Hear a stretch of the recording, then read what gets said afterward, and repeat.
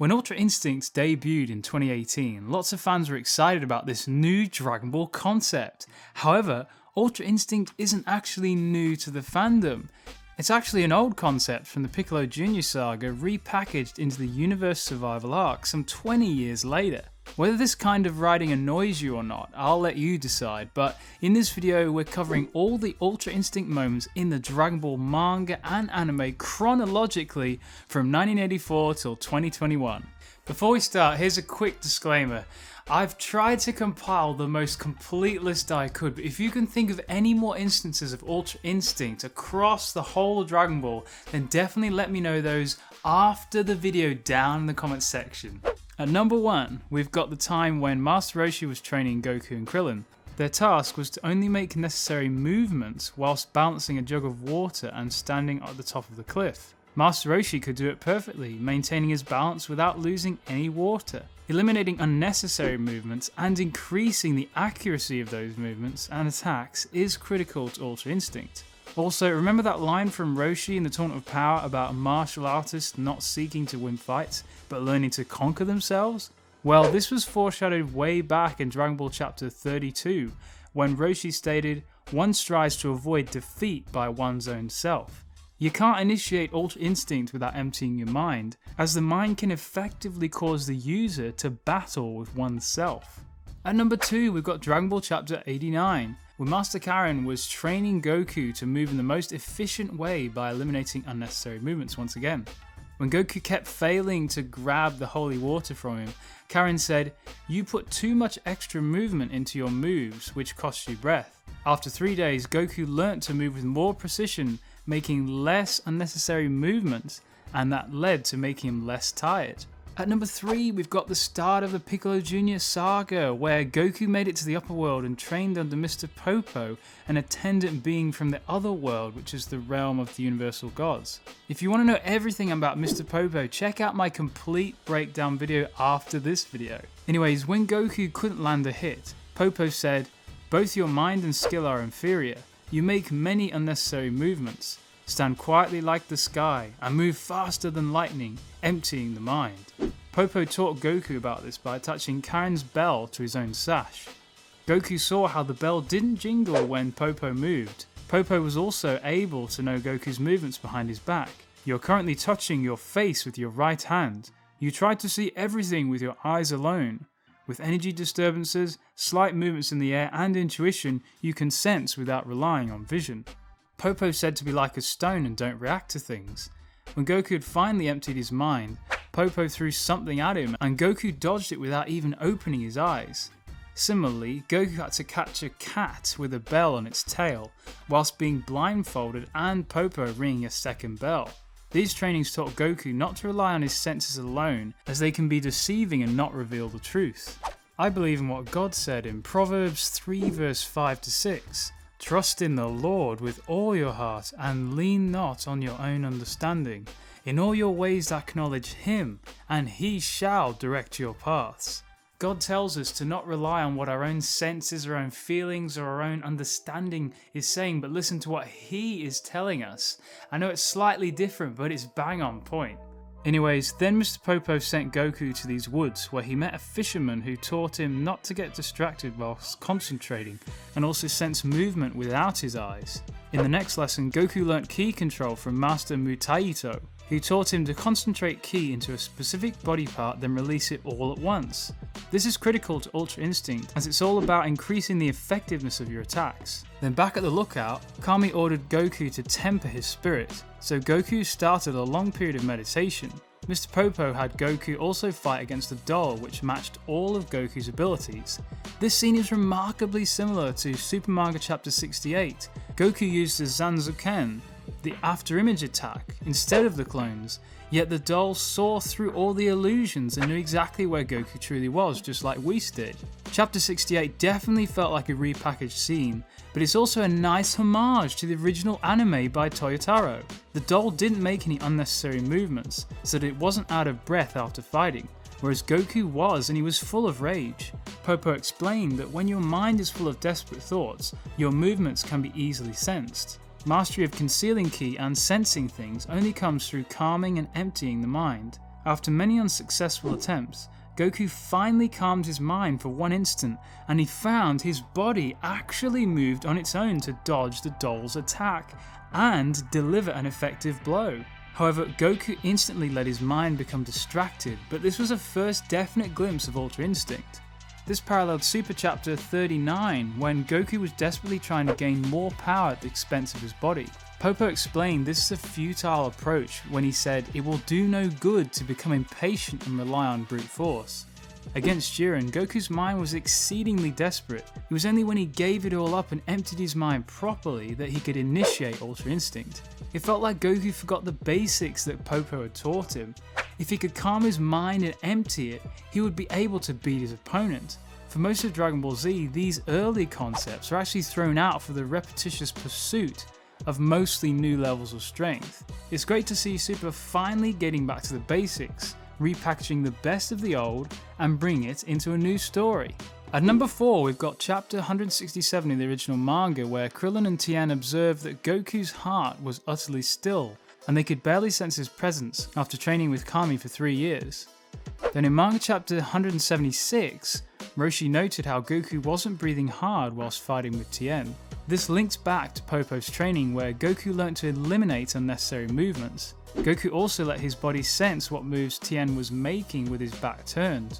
Roshi was astounded and he couldn't believe how Goku had eyes in the back of his head. But I expect this inspired Master Roshi to train his mind and body all the way through to the Tournament of Power, where he impressively mimicked Ultra Instinct very briefly. At number 5, we've got King Kai's statement in chapter 17 of Dragon Ball Z manga, where he said, "You have to be the best, the greatest fighter in the world, physically, mentally, in every way." Goku underwent 2 kinds of training with King Kai. The first was physical, where he made Goku's body to become toughened due to his planet's enhanced gravity, so this was a bit like Ultra Instinct, honing the body. The second training was learning to focus and manipulate his ki through meditation and further tempering of his spirit to a further degree than Kami's training. Goku learned to focus life energy or Genki. By manipulating this energy, Goku was able to access more of his own ki in short bursts, the Kaioken, and to channel the energy of others into a potent weapon, which is the Spirit Bomb. At number 6, we've got Goku versus Jason Berta. Goku showed his elimination of unnecessary movements by hardly moving from the spot in which he was standing. Goku displayed incredible speed and accuracy of movement, and it hints at Ultra Instinct, as the depressions on the ground show he dodged all their attacks by moving ever so slightly and very, very precisely. At number 7, we're moving on to Dragon Ball Super. In episode 5, when Super Saiyan 3 Goku went to attack Beerus, his body took control and overrides Goku's command and autonomously retreated him back. Goku was absolutely shocked, but Beerus was impressed, calling Goku a genius, as he knew Goku's body sensed he was about to kill Goku and unconsciously dodged Beerus' attack on instinct even before the attack had even taken place. At number 8, we've got what we said about Ultra Instinct in episode 18. Both of you are thinking with your heads to move. Doing so puts a limit on your speed. It takes time for your brain and senses to travel along the nerves and through the body. You just have to have every area of the body think and move on its own. But that is very difficult. Not even Beerus has mastered it. If you can overcome it, you will avoid any danger. Goku and Vegeta's first objective was to initiate the Ultra Instinct technique, but as we all know, it took another 92 episodes for Goku, and Vegeta still hasn't done it, and he won't because he don't want it. And yes, because he can't. At number 9, we've got episode 71, where Goku was on edge after secretly asking Vados to hire Hit to kill him. There were multiple instances of foreshadowing Ultra Instinct here. Goku spent more time meditating and clearing his mind, and when the doorbell rang at home, Goku's body heightened his senses and awareness of surroundings, which is critical for his body to dodge. Also, when Bulma goes to punch Goku, his body autonomously dodged, which Goten said he never normally does. Bulma hitting Goku in the car clearly showed that he didn't have it down yet. Had Goku been thinking though, he wouldn't have dodged her. Of course, Goku was trying to sense Hit's energy and be ready to defend, but in the process he actually trained himself in the principles of Ultra Instinct without realising it. That's why Whis was smiling to himself. At number 10, we've got Gohan vs Lavender in episode 78. Once Gohan was blinded, he had to learn to survive and find Lavender through ki sensing. This is critical to Ultra Instinct as the body moves without considering the mind's perception of the senses. When Gohan adapted to losing his sight, he was then moving based on the instinct of his own muscles. At number 11, we've got Beerus fighting the other Kaioshin in the exhibition match in manga chapter 28. Goku noted how Beerus dodged all the other gods, exclaiming, "It's like he's got eyes in the back of his head." Well, that's funny, Goku. I thought you used to have that key sensing ability already. Anyways, Whis explains, his body can sense attacks and can make decisions to dodge them. From episode 18, we know that Whis taught Beerus some of the principles of Ultra Instinct, which gave him an advantage over the other gods. However, he hadn't mastered it yet, so he couldn't beat them all. At number 12, we've got the first time that Goku fought Jiren in episode 110.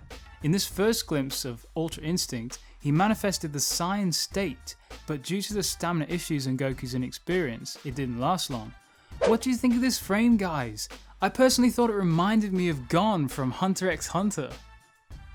At number 13, we've got when Goku went Ultra Instinct Saiyan against Kefla. Whilst Goku was fighting, Vegeta realised Goku could read Kefla's moves like a book, and appeared that his body was moving on its own.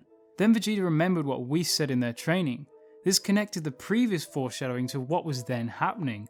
Goku dodged Kefla's attacks autonomously and moved with such accuracy and minimal unnecessary movement, which connects back to episode 71 when Goku dodged Bulma.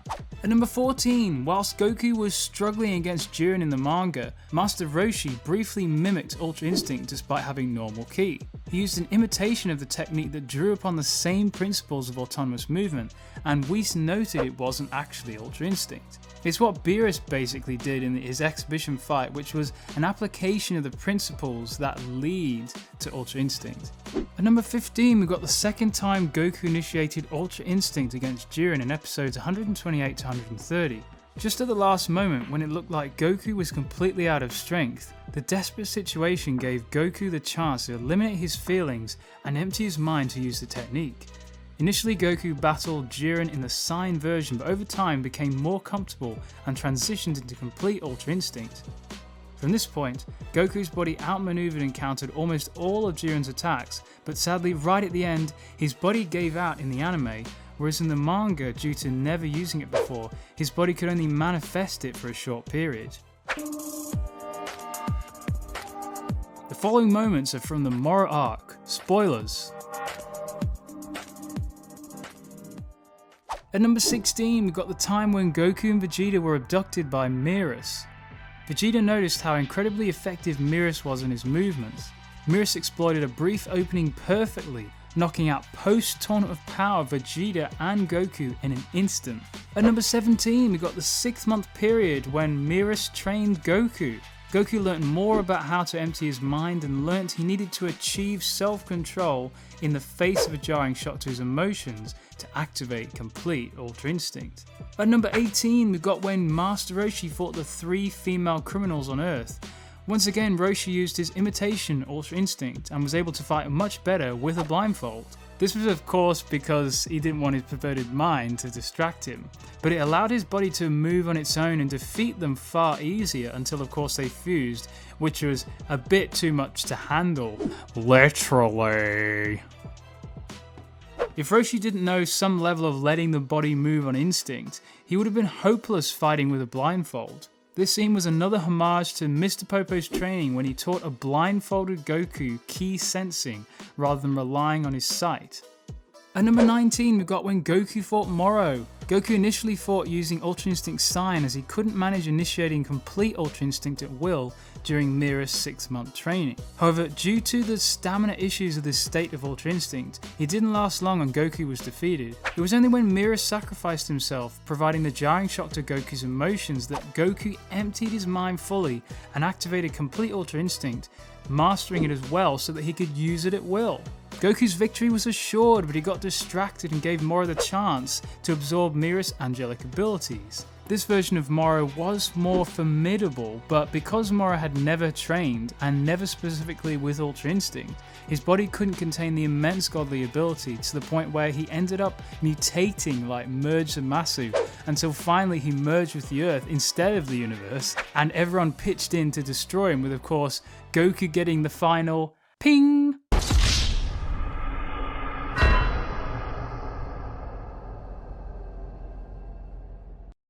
Finally, at number 20, we've got Manga Chapter 68, where Whis trained Goku how to gain command over Ultra Instinct, and now he can use it at will. He explains it's a new beginning and he can now learn to master the technique to a much higher degree. Oh man, just when you thought the video was over, there are actually some additional mentions that I want to make, guys, which aren't canon, okay? Okay. In Dragon Ball Heroes episode 6, when Kumba was about to destroy everything with an energy ball, Goku from the present timeline at the last moment awakened and initiated the complete form of the Ultra Instinct technique and defeated him. Then in Heroes episode 9 and 10, when Hearts had wiped out all the Universe 11 fighters except Jiren, and had him outnumbered, Goku was teleported there after being trained by the Grand Priest. Goku this time fought using Sign instead of complete Ultra Instinct. So the Grand Priest couldn't train Goku any better than Mirror, okay, yeah, alright.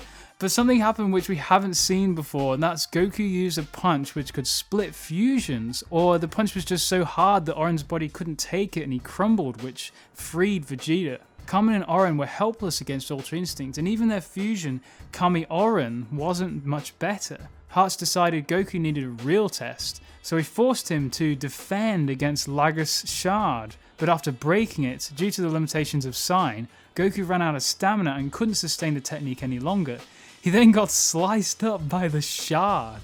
Oh, it hurts, it hurts. Finally, in Heroes episode 14 and 15, when Goku fought the empowered gigantic Kami-Oren, the desperate situation allowed Goku to initiate Sign again, and then after some fighting, he transitioned into complete Ultra Instinct, and then he eventually broke the Shard in Kami-Oren's chest. Of course, I feel like the final defeat of Mora was such a homage to Heroes.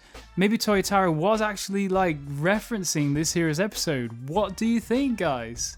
Definitely let me know your thoughts down in the comment section below, and also let me know which numbered moments were your favourites. Last video's #Enders winner is Big Muck. Congratulations to you, and thanks to everyone who watches my videos all the way through till the end. And if you made it this far, comment down below #Enders for your chance to get featured at the end of the next video. And also guys, remember to like and subscribe, and also if you missed it, check out this video up here, a video explaining in depth the Ultra Instinct power up. Thanks, Kai Kai.